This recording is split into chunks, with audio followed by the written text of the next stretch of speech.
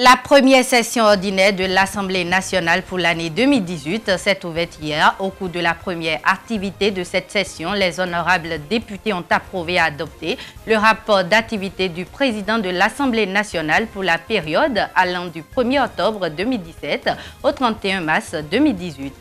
Les enseignants du Borgou ont exprimé hier à l'école primaire OCBN de Parakou leur désaccord face à la décision de la levée de la motion de grève par les trois organisations syndicales, la CGTB, la CSUB et la CSABN. À travers une assemblée générale extraordinaire, ils ont dit leur mécontentement. Et puis, deux accords liés à la suppression des visas pour les détenteurs du passeport de service ont été signés entre le Venezuela et le Bénin. C'était ce lundi 9 avril au ministère des Affaires étrangères en présence des ministres de l'Enseignement supérieur et celui de l'Intérieur. Voilà pour le sommaire.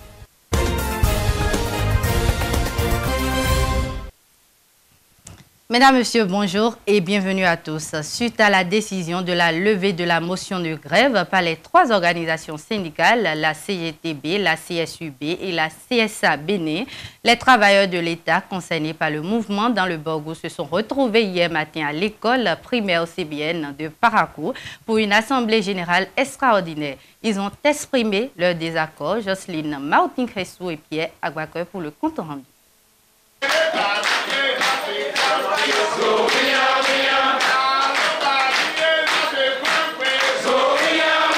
Venus de diverses communes du Borgou, ces enseignants ont choisi l'école OCBN pour s'indigner contre la levée de la motion de la grève par les trois centrales syndicales que sont la Confédération des syndicats autonomes du Bénin CSA, la Centrale des syndicats unis du Bénin CESU et la Confédération générale des travailleurs du Bénin CGTB.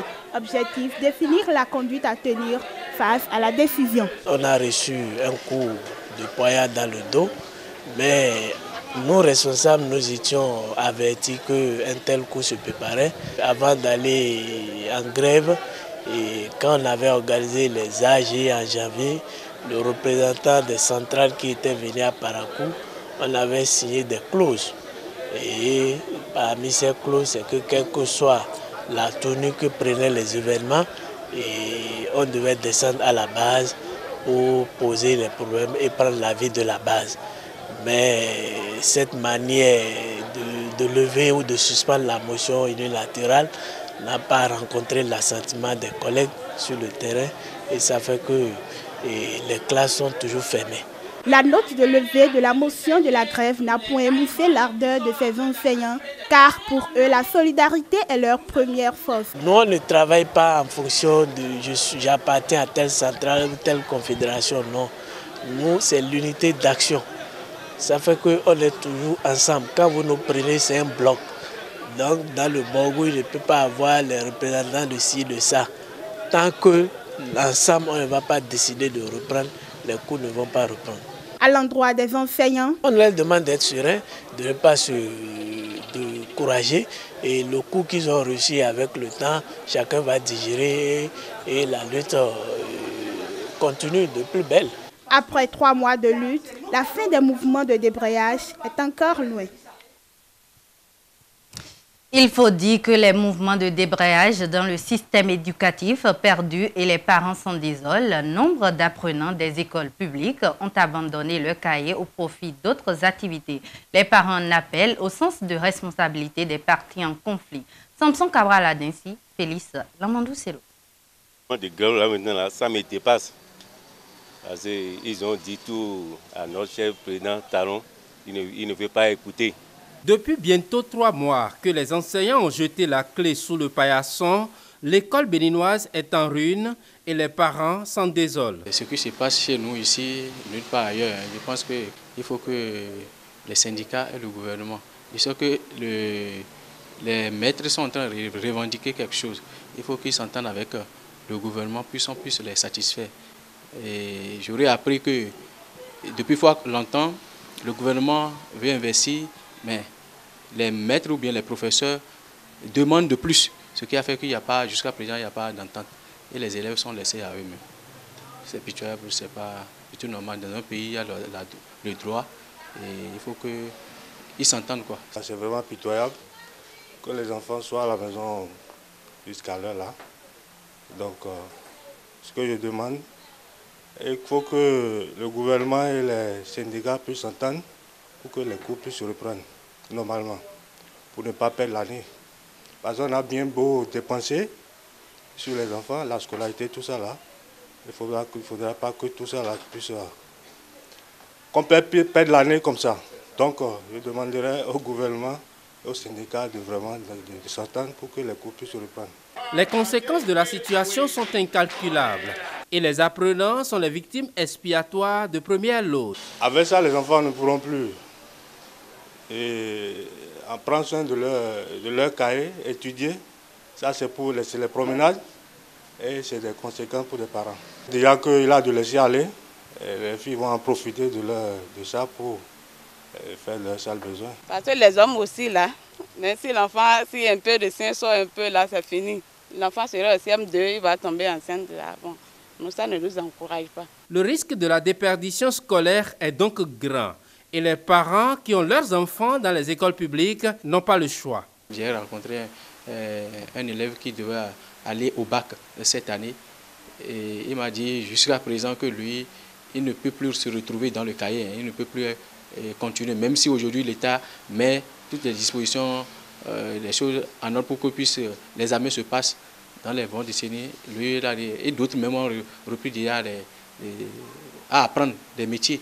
Il y a d'autres qui sont dans les boutiques, qui vendent avec leur maman. D'autres ont déjà commencé. Les parents ont refusé. Les parents ont dit cette année-là, il faut que les enfants ne vont pas perdre l'année à la maison. Et mes enfants aussi sont dedans. Bon, au lieu qu'ils vont s'amuser, bon, je les ai dit d'approcher de moi et voir ce que je suis en train de faire ici. Bon, 2 mois qu'ils viennent de faire maintenant, là, au moins si c'est tirer chaîne, vidange, mes enfants ont appris ça. Même maintenant, si on dit la reprise des écoles, là, les enfants ont déjà tout oublié. Même si là on dit le, là, si tu dis le, l'enfant va dire là. Bon, on ne sait pas quand est-ce que nous, les enfants des pauvres, là, on ne sait pas comment on va faire. Non.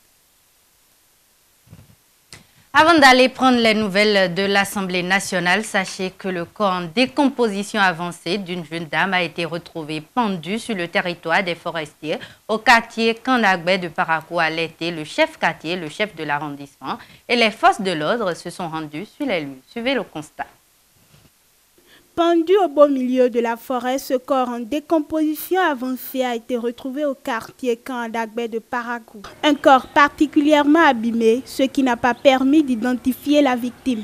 C'est aux environs de 13 h que 2 jeunes sont venus me voir à la maison pour dire qu'il y a une situation dans la forêt de venir me constater. Je leur ai demandé de quelle situation. Ils m'ont dit qu'il semble qu'il y a pendaison. Il y a des qu'est-ce qu'ils sont allés faire là-bas. Ils m'ont dit qu'ils sont allés chier. Donc je les ai suivis. Quand j'ai vu le corps, j'ai saisi mon chef qui est le CA et c'est lui qui a saisi aussi les autres structures qui sont venues ici. La position de la dame ne nous permet pas de voir sa physionomie parce qu'elle regarde en l'air, donc on n'a pas pu regarder. Et vu quand on a appelé le major de Québec avec son équipe, ils ont dit que ce corps-là, si on trouve ça, ça va s'éclater. Donc on n'a pas pu regarder la physionomie. La major nous a dit que probablement ça doit faire au moins 72 heures. Mon chef quartier m'a fait appel. Donc parce qu'il ne peut pas venir sur le terrain seul. Donc il m'a fait appel. Donc moi je n'étais même pas au courant. Donc c'est lui qui m'a fait appel et je suis venu. Ben, dès que je me suis rapproché, j'ai vu vraiment, c'était déplorable. Vraiment c'était déplorable, c'était mauvais. Je ne sais pas combien de temps allons-nous passer sur cette terre pour commettre ce genre de trucs. Cette situation ramène sur le tapis la question de la sécurité, car pour le chef quartier, ce genre de situation a été plusieurs fois enregistré dans la même zone. Les responsables de la forêt, vous avez vu, ils vont clôturer ça. On ne sait pas qu'est-ce qu'ils attendent. Sinon, toujours, même les fumeurs de chameaux indiens, ceux qui cherchent de quoi, on ne sait quoi là, il faut que cette forêt soit protégée. Il est temps maintenant que les autorités prennent les responsabilités pour sécuriser la forêt. Le chef du quartier Kandagbé appelle à la vigilance des usagers de ce tronçon. Oui, d'abord la voie Mathieu Kireko, Hubert Manga, c'est une voie qui est très fréquentée la nuit. Et on demande à ces usagers de cette voie de faire très attention. Et je demande aussi à la population, surtout de mon quartier, qui vient défecter ici ou bien qui vient faire des choses là, de se méfier beaucoup de cette forêt. Parce que cette forêt, ce n'est pas pour la première fois qu'on a de ces cas-là. Donc je demande à mes parents, à mes administrés, de prendre précaution et d'être les premiers policiers avant qu'on vienne les aider. Vu la putréfaction avancée du corps de la victime, la voirie a procédé à son inhumation automatique. Retrouvons à présent Emion Malick-Monto qui a d'autres informations à nous livrer dans ce journal. Bonjour Emion, vous êtes en direct de Cotonou. Bonjour Inès Tossou, mesdames, messieurs, bonjour et bienvenue pour la suite de ce journal depuis Cotonou. Le recensement administratif à vocation d'identification de la population RAVIP prend fin le 30 avril prochain. À quelques semaines de la fin de l'opération, le coordonnateur national nous fait le point de cet enrôlement démarré donc depuis le 1er novembre 2017. Jean Rolouet au micro de nos reporters. Le point se fait au quotidien. Et déjà au 31 mars, puisque le mois d'avril est toujours en cours, au 31 mars, nous étions déjà à 87,3% du taux de prévision en termes d'enrôlement. Ce qui nous met déjà au-delà d'environ 9 millions de personnes déjà enrôlées dans la base. Ces résultats démontrent clairement qu'il y a une adhésion populaire à l'opération. Deuxième élément, cette adhésion a permis aujourd'hui de surmonter les quelques difficultés rencontrées sur le terrain. Si bien que nous pouvons nous réjouir non seulement du comportement des citoyens, mais aussi bien des résultats engrangés à quelques semaines de la fin de l'opération. Nous sommes bien conscients et que dans une pareille opération, dans toute opération de masse, il y a ceux-là qu'on appelle souvent les retardataires. Mais il est heureux de constater que là où les gens se sont mieux investis, que les kits se libèrent progressivement, ce qui nous permet de renforcer là aujourd'hui l'affluence.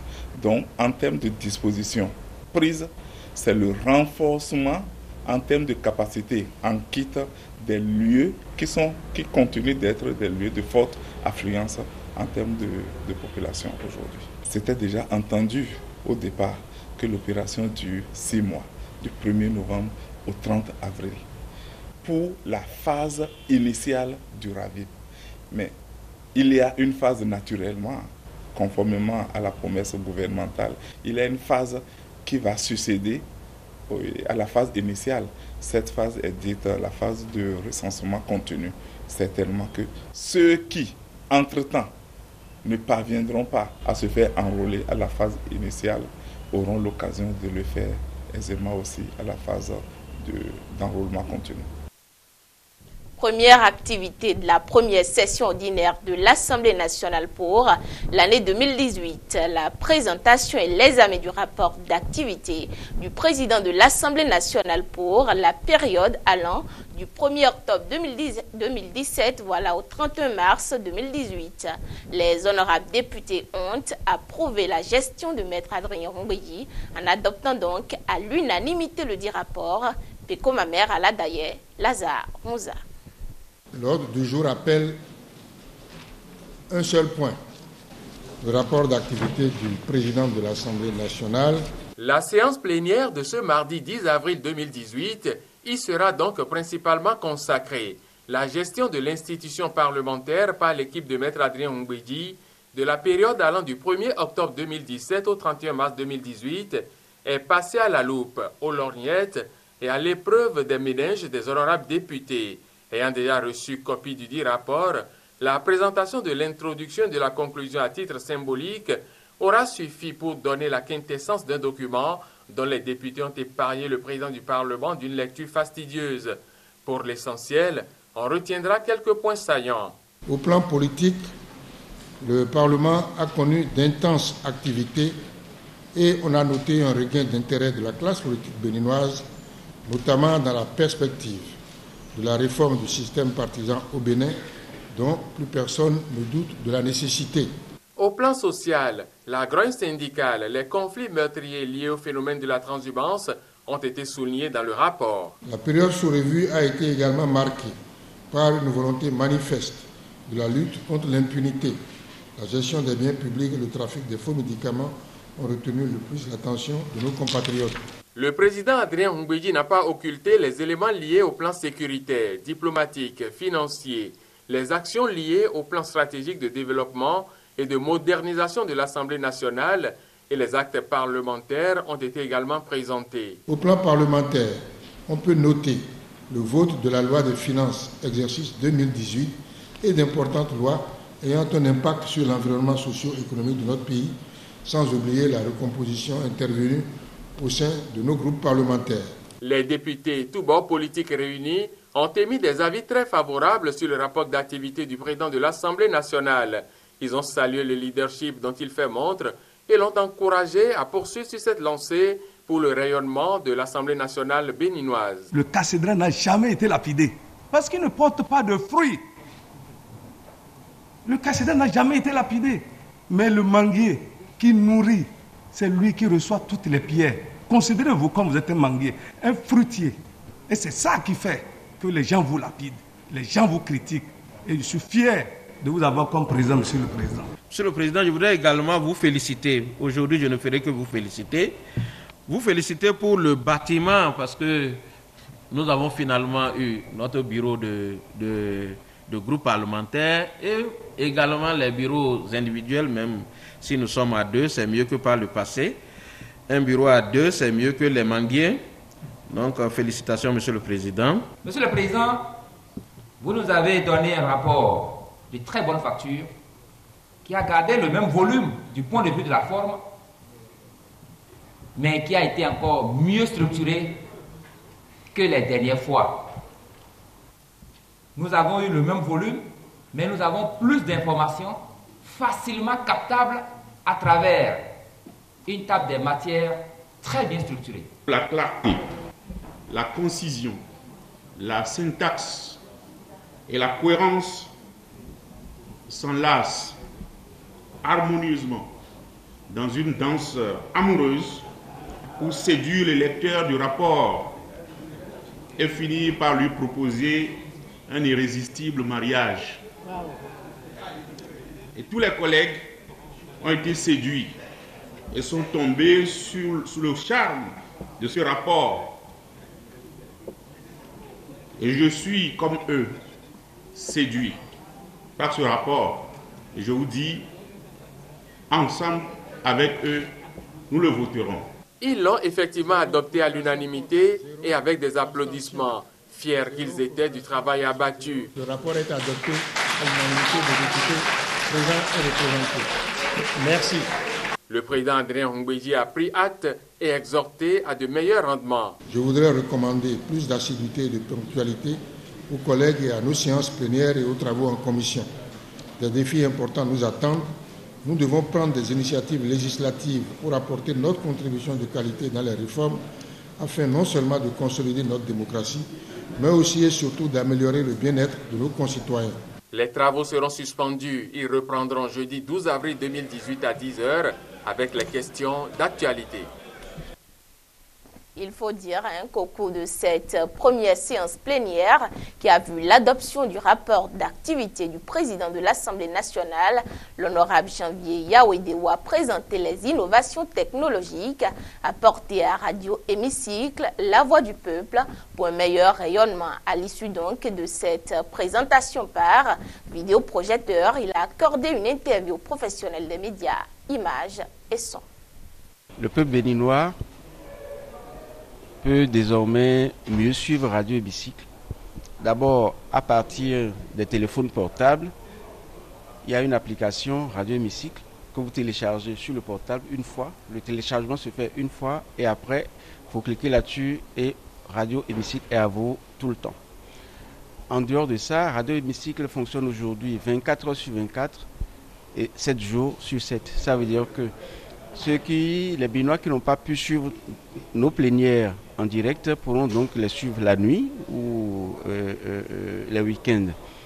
Et autre innovation, Radio Hémicycle se positionne aujourd'hui comme la première radio d'Assemblée nationale à offrir ses plénières sous forme de banque de plénières Donc les Béninois pourront donc aller écouter ce qui a été fait, ce qui a été dit à Radio Hémicycle depuis 2011. Aujourd'hui, c'est en ligne, disponible. Vous allez sur le site www.radiohémicycle.com et dans podcast, vous avez tout. Vous avez des centaines et des centaines de plénières qui sont aujourd'hui en ligne, disponibles pour les étudiants et le peuple béninois.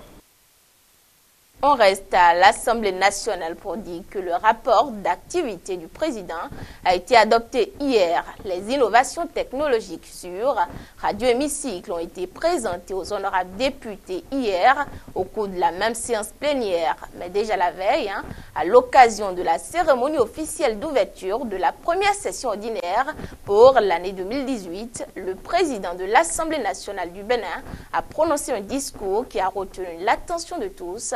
Dans cet élément, quelques personnalités appréciées. C'est un discours de vérité, un discours qui a permis quand même de mettre l'accent sur les problèmes qui minent aujourd'hui le développement harmonieux de notre démocratie. Je crois qu'il le fallait, parce que dans la vie, il faut avoir le courage de temps en temps de s'arrêter et de pouvoir quand même analyser et d'avancer. Et c'est en cela que sa conclusion m'a beaucoup plu. Sa conclusion, c'est la sagesse, pas de guerre des institutions. C'était vraiment à son honneur. Il a essayé de ramener la balle à terre. Il a pris des engagements. Et il a donné l'assurance aux députés que dans les tout prochains jours, à commencer par les questions adressées au gouvernement, ils vont commencer par les appeler.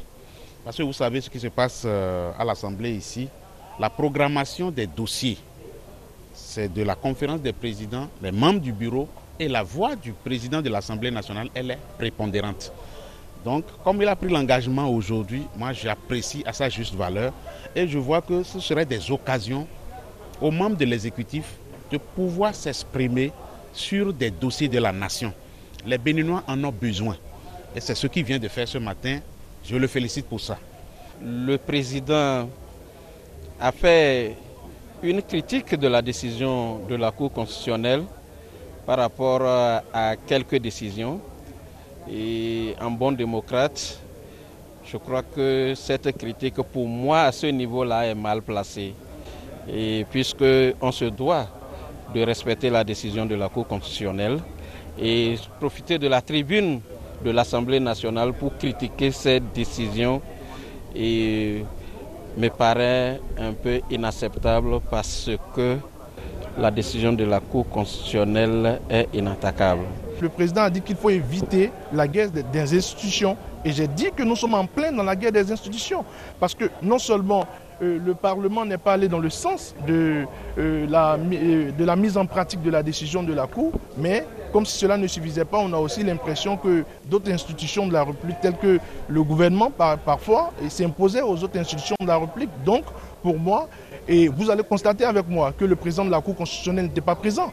Donc nous sommes en plein dans la crise. Ce n'est pas moi qui l'ai dit, c'est un constat. Vous l'avez constaté avec moi. Ce réquisitoire que M. le Président de l'Assemblée a fait va en droite ligne avec ce que le Président était en devoir de faire. Parce qu'il est le Président d'une Assemblée nationale dans un pays démocratique. Un pays donc dans lequel les institutions de la République, autant qu'elles sont, elles doivent être respectées dans leurs prérogatives. Pour moi, les propos tenus par M. le Président sont des propos d'un président responsable, d'un président vraiment d'un pays qui se veut véritablement démocratique. Donc cela n'annonce pas une crise entre institutions? Bien entendu que non. Le président de l'Assemblée nationale a également procédé ce lundi 9 avril 2018 à la mise en service d'un nouveau bâtiment au Palais des Gouverneurs à Porte-Novo. Il s'agit d'un immeuble à 2 étages qui vient suppléer quelque peu le manque de bureaux pour les honorables députés. Péco Mamère à la Dayer, Lazare Mouza.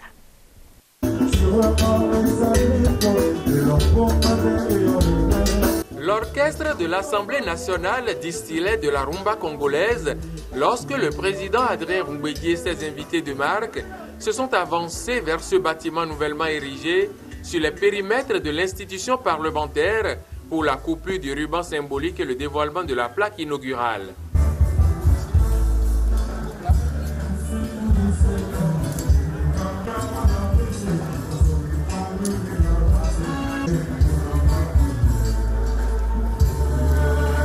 Par cet acte, c'est un bâtiment à 2 étages qui vient ainsi d'être officiellement mis en service. Il est composé de bureaux et de salles de réunion. Nous avons 33 bureaux bien équipés et avec tout le confort qu'il faut. Les salles de réunion, il y en a 2 par palier. Donc, aurait 2 au premier niveau, 2 au deuxième niveau, 2. Et ces salles-là sont de capacité 14 places. Vous avez des bureaux de responsables, comme les membres de bureau ou bien les présidents par exemple. En tout cas, le président de commission, tous les responsables. On a prévu 9 bureaux pour cela, avec leur secrétariat à part. Ces locaux viennent donc comme une solution au manque criard de bureaux de travail pour les honorables députés. On a quand même la chance, avant la fin de leur mandat, d'avoir quand même C'est une très grande joie parce que en tant que chef matériel, je suis interpellé tous les jours de voir les députés se promener sous les arbres qui sont ici. Et aujourd'hui, quand bien même ce bureau ne va pas suffire à tous les députés, eh bien, ça va quand même atténuer un peu leur peine. Peine atténuée, mais les demandes persistent. Il faut donc faire plus. S'il était encore possible d'avoir les moyens d'ériger encore un bâtiment du genre, vraiment, je crois que les députés ne vont plus se promener sous des hangars et sous des arbres.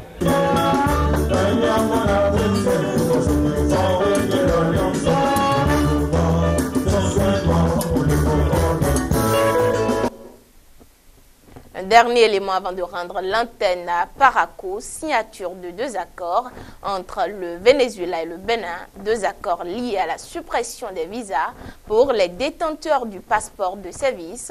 La cérémonie de signature d'accords s'est déroulée au ministère des Affaires étrangères dans l'après-midi de ce lundi. Emery Kokopeli, Mesme, Agessi. C'est par ce paragraphe et cet échange de documents entre les 2 personnalités que reprend corps ce partenariat entre l'État vénézuélien et celui béninois. Et c'est d'ailleurs ce qui explique la présence au Bénin du vice-ministre vénézuélien des Relations extérieures pour l'Afrique. 2 pays frères aux vieilles relations. Desde hace muchos años hemos sido unos países muy cercanos, con una relación muy buena en muchos aspectos. Depuis des années, nous avons gardé des relations de bon voisinage, des pays frères et nos relations sont toujours restées solides. Hemos cooperado en diferentes áreas, sobre todo en el ámbito multilateral. Nous avons collaboré et coopéré dans divers domaines et surtout dans le domaine bilatéral. Como saben, nuestra embajada para esta zona de África está localizada en Benín, de ahí la importancia de nuestra presencia acá. Notre ambassade c'est localisé, c'est logé à son siège au Bénin. Vous avez eu raison, Monsieur le ministre, de souligner que les relations entre nos 2 pays sont des relations vieilles, sont des relations qui sont allées au cours des années en se consolidant, au point où vous avez décidé d'ouvrir au Bénin votre ambassade pour couvrir les autres pays de la sous-région avec lesquels vous avez des relations de coopération. Et il me souvient effectivement que feu votre président Hugo Chavez s'était rendu ici à Cotonou pour l'inauguration de cette ambassade. Et en se consolidant, ces relations de coopération donnaient lieu à la conclusion de plusieurs conventions et d'accords. 2 accords liés à la suppression des visas pour les détenteurs du passeport diplomatique et du passeport de service, la prévention de la consommation et la répression du trafic illicite des stupéfiants. Comme vous le savez, nous avons décidé de la suppression de visas pour tous les pays africains. Et pour tous les autres pays, nous négocions des accords de réciprocité pour l'exemption de visa. Et je suis heureux que le Venezuela ait rejoint la liste qui commence par s'allonger de pays qui nous accordent l'exemption de visa déjà pour ces 2 types de passeports. Mais j'ajoute que pour les passeports ordinaires, avec la plateforme qui va être mise en service bientôt, les passeports ordinaires, les détenteurs de passeports ordinaires, en renseignant des fiches et en présentant toutes les garanties qu'il faut, pourraient accéder à notre pays, comme cela se fait dans des pays qui souhaitent coopérer, qui souhaitent s'engager dans la voie du développement ensemble. Yuri Alexandre Pimentel repart satisfait de cette visite qui augure un meilleur renforcement de la coopération existante entre les nations vénézuéliennes et béninoises. Et voilà, ce sera tout pour les informations depuis Cotonou. Merci de l'avoir suivi, Inès. Je vous retourne l'antenne. D'ici là, portez-vous bien. Merci à vous, Emion Malinkonta, pour cette intervention. Je vous souhaite un bel après-midi. Mesdames, Messieurs, ainsi se referme cette session d'information de la mi-journée. Merci d'être restés en notre compagnie. Bon appétit si vous êtes à table et bon après-midi à chacun et à tous. Au revoir.